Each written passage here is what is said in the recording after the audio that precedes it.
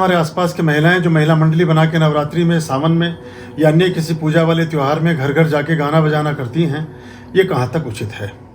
या हमें अपने घर में ही रहकर आपके द्वारा बताए वैदिक पूजा पाठ करने चाहिए?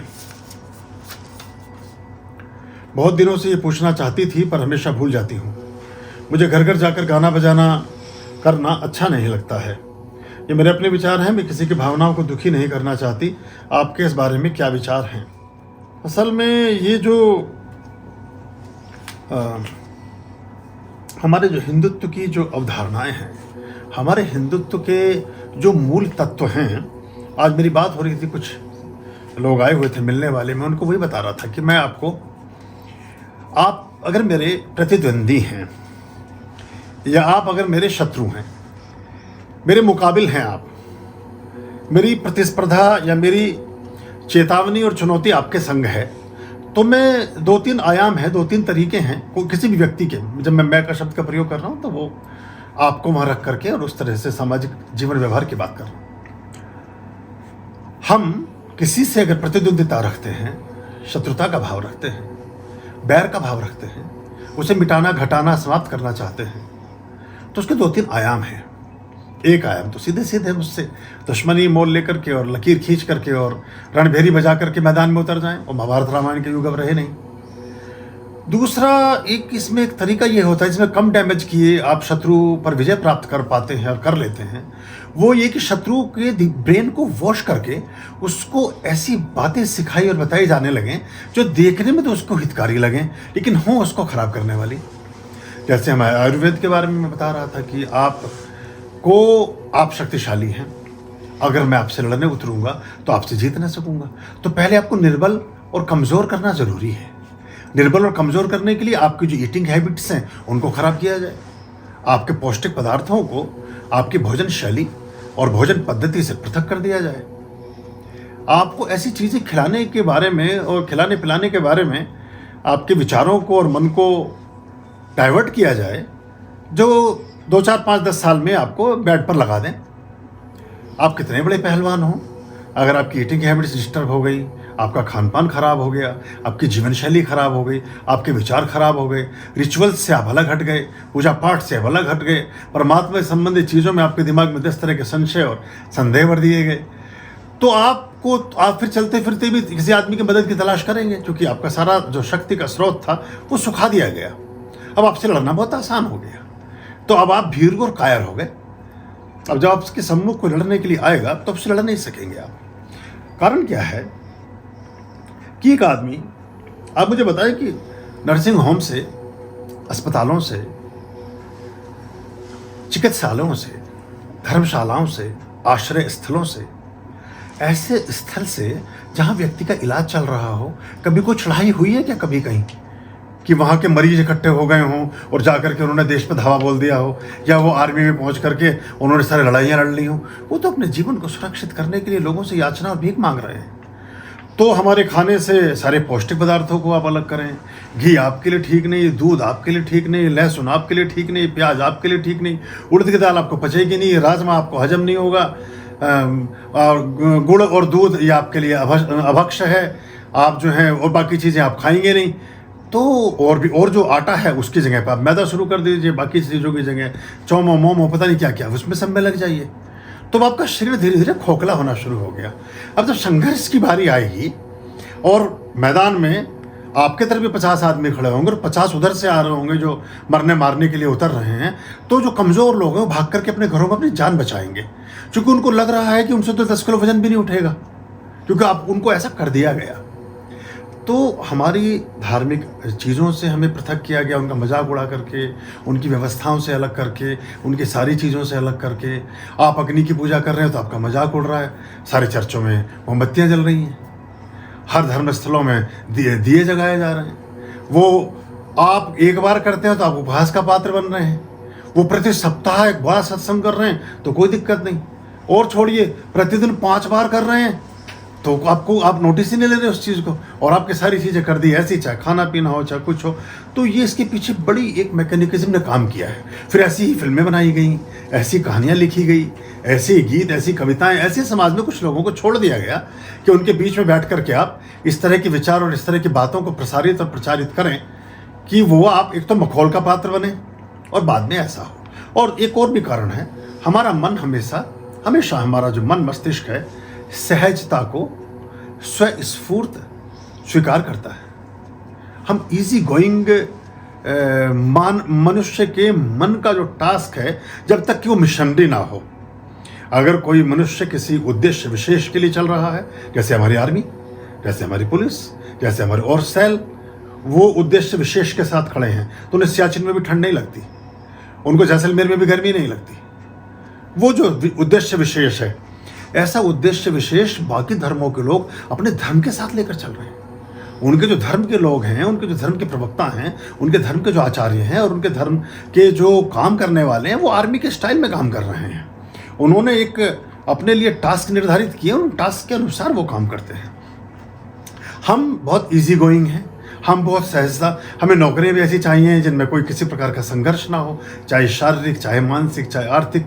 हम दफ्तर में बैठ के, सरकारी ऑफिस में, वो भी गवर्नमेंट का ऑफिस हो, टिकट विंडो लगी हो, आराम से वहाँ आपको 8 घंटे की ड्यूटी में 2-3 घंटे आप काम कर लें, 1 घंटा बीच में लंच कर लें, फिर 1 घंटा चाय पीने में निकाल दें, फिर 1 घंटा लेट पहुँचे और 1 घंटा जल्दी निकल जाए, और 1 आध घंटा कुछ काम को धीरे धीरे करते रहें। एक फाइल के पर्चे को 10 बार पढ़ें, है ना। मेरी हिम्मत देखिए और मेरी फितरत देखिए, जब उलझ जाती है, जब सुलझ जाती है गुत्थी, फिर से उलझाता हूँ मैं। तो उस तरह की कार्यशैली में हो गया। आपके प्रश्न का उत्तर लंबा हो गया शिल्पा, लेकिन बात यही है कि अब औरतों को क्या चाहिए कि अगर अनुष्ठान करेंगी उसमें डिसिप्लिन आएगा, वो आर्मी का काम है। अगर पुष्पार्चन करेंगे उसमें डिसिप्लिन आएगा, वो आर्मी का काम है। अगर उसमें पदार्थों का निश्चय हो जाएगा तो वो डिसिप्लिन, जहाँ भी अनुशासन है, अनुशासन आपके लिए परिणामों को उत्पन्न करता है। लेकिन मनुष्य का जो सहज मन है वो अनुशासन में रहने का नहीं होता, वो उच्छृंखला होता है, वो स्वतंत्र भी नहीं कहेंगे उसको, वो एक ऐसा कहना चाहिए कि वो आवारा होता है, वो निरंकुश होता है, वो हर समय बनी बनाई व्यवस्थाओं को तोड़ने में सुख की अनुभूति करता है। और इसके प्राथमिक मनोवैज्ञानिक चरणों में अपने अहंकार की तुष्टि होती है, आई एम समथिंग, तभी तो मैंने नियम तोड़ दिया। अभी जितने लोग ये रेड लाइट पे पुलिस वालों से झगड़ रहे होते हैं, पुलिस वाला तुम्हारी सुरक्षा के लिए खड़ा है मेरे भाई, रेड लाइट पे रेड सिग्नल तुम्हारी सुरक्षा के लिए बना है, ये हेलमेट तुम्हारी खोपड़ी टूटेगी अगर नहीं लगाया हुआ होगा। पुलिस वाला तो सुरक्षित ही खड़ा है अपने चौराहे पर, लेकिन हम उससे बढ़ जाते हैं जैसे कि वो हमारा शत्रु है, जैसे कि हमारा बैरी है, क्योंकि वो डिसिप्लिन को फॉलो करना सिखा रहा है। और फिर मैंने बड़े बड़े लोगों को देखा कि उनकी गाड़ी 1 करोड़ रुपए की है और वो टोल और नाके भी 20 रुपए के लिए भिड़े पड़े हैं और वो 1 घंटा खराब कर रहे हैं वहाँ, और वो उनके सिक्योरिटी गार्ड उतर करके और बाकी लोग जा करके जूझ रहे हैं, मतलब जैसे कि हम किसी उलझन में हैं। और हम चूंकि बोधपूर्वक नहीं होते, हम बुद्धिमत्ता के साथ नहीं चलते। ये सब कोई व्यक्ति, कोई वो अधिकारी है कि कोई वो नेता है कि कोई वो धर्मगुरु है कि कोई वो कुछ भी है, वो अपने प्रभाव की प्रतिष्ठा के लिए इस कृत्य को करता है, वो लोगों पर रौब जमाने के लिए ऐसा करता है। लेकिन जो लोग हैं, जो वहाँ सेवक हैं, वो उनके लिए बद्दुआ निकाल रहे होते हैं, वो उनके लिए अपशब्द निकाल रहे होते हैं, वो उनके लिए अपयश की चढ़ाई बुन रहे होते हैं। वो उनके लिए हमेशा बोलते हैं कि आज तेरा ये है ना, जा भगवान तेरा न्याय। अब ये धीरे धीरे वोट गिरनी शुरू हो गई। आपने नाके पे जिस आदमी के पुलिस वाले के साथ दुर्व्यवहार किया, जिस व्यवस्था में अनुशासन को फॉलो कराने वाले व्यक्ति के साथ आपने दुर्व्यवहार किया, हर बार आपने उस शनिचर के साथ, वो शनिवार है, वो शनिचर है, देवता है, वो सेवक है, और न्याय के काम में लगा हुआ हर आदमी शनिचर है। हर आदमी जो भी न्याय का काम कर रहा है, जो जस्टिस ओरिएंटेड है ना। काली ड्रेस समझते हैं आप, काले ही कोट है पूरी दुनिया में वकीलों के, काला ही सिस्टम है पूरा का पूरा। कुछ कारण है उसका। अब वो कहते हैं जी हम तो कानून को मानते हैं, विज्ञान को नहीं मानते। विज्ञान तो बाद में आएगा, पहले तो अध्यात्म शुरू हो गया। ब्लैक ही ड्रेस क्यों? तो वहाँ हम उन लोगों की बद्दुआओं को इकट्ठा करते जाते हैं, फिर हमारे साथ ऐसी घटना घटती हैं कि हम समझ नहीं पाते कि ये हमारे साथ क्या हो गया। तो ये महिलाएं ये इजी गोइंग टास्क को कैच कर रही हैं। ये बहुत आसान है, एक ढोलक ले लो, एक मंजीरे से, अच्छा पुष्पार्चन कितनी देर कर लोगे? आधा घंटा, 40 मिनट, 35 मिनट, 1 घंटा, सवा घंटे के बाद फिर बाकी काम करने पड़ेंगे। अब उनसे काम से बचने का भी तरीका है कि 5-7 महिलाएं और पकड़ लो, या पुरुष भी हैं ऐसे, ढोलक से बजाते आधे दिन घूमते रहो इधर से उधर, अब कोई कुछ कहेगा भी नहीं कि बड़ा धर्म का काम हो रहा है। इससे कोई मैं बड़ी विनम्रतापूर्वक कहूँगा, इस बात को, निवेदन को अग्रसारित करूँगा कि मैंने बहुत सारे मंदिरों में, बहुत सारे देवालयों में बड़े अनुष्ठान होते नहीं देखे, बड़े पाठ स्तोत्रम और बड़े मंत्रों के पारायण होते नहीं देखे। बहुत एक निश्चित समय में थोड़ी देर के लिए कोई आरती वारती सी की, और वो आरती में भी एक औपचारिकता टाइप की ज़्यादा है, और बाकी पूरे दिन वो करते ही नहीं है। और बहुत सारे प्रीस्ट को अपने लिए तो बिल्कुल समय नहीं है पूजा पाठ करने का, और औरों के लिए भी पूजा पाठ वो ना के बराबर करते हैं। तो फिर उनके जीवन में शुभत्व का फलन होगा कैसे? वो इसीलिए फिर 10-10, 20-20 रुपए के लिए लड़ते फिरते हैं और परेशान होते हैं, और वो चूंकि उन्होंने उस लक्ष्मी का आधान ही नहीं किया जिसकी छाया में वो खड़े हैं। परमात्मा कहता है मेरी प्रतिमा है, मैं तो यहाँ हूँ नहीं, क्योंकि मेरे लाए जाने का कोई भी उपाय इस मंदिर में नहीं है, या इस देवालय में नहीं है, या इन लोगों के मन में नहीं है। ये लोग तो कुछ और कर रहे हैं। तो ये भजन अच्छा है, संगीत भी अच्छा है, सब चीज़ों के अपने आयाम और अपने बैलेंसेस हैं। जैसे सलाद अच्छी है, लेकिन खाली सलाद ही खाते रहोगे क्या एवरी टाइम? मतलब लंच में भी, नाश्ते में भी, डिनर में भी, आप सुन के हंसी आएगी आपको। पानी बहुत अच्छा, लेकिन पानी पीते रहोगे क्या? दूध बहुत अच्छा, दूध ही पीते रहोगे क्या? रोटी बहुत अच्छी, रोटी खाते रहोगे? हर चीज़ का एक समन्वय और संतुलन है। ऐसी अध्यात्म में, कॉस्मिक जोन में, ये जो हमारा पूरा एक परमात्मिक जगत है, इस जगत में आपकी पूजा प्रार्थनाओं के वर्तुल निश्चित और नियमित हैं। कौन सा स्तोत्र क्या काम करता है, कौन सा पाठ क्या काम करता है, कौन से मंत्रों के पारायण किस तरह से जीवन में किस शुभत्व को फलित और प्रतिपादित करते हैं, इस सबका समझना बड़ा जरूरी है। तो तुमने जिस भी भाव से शिल्पी प्रश्न भेजा, तुम्हारा भाव एकदम ठीक है, उससे कुछ लाभ होता नहीं है। फिर उसमें अब एक चीज और होती है, जो ये आस्था है, तथाकथित आस्था, ये अत्यधिक अनास्था को उत्पन्न करती है।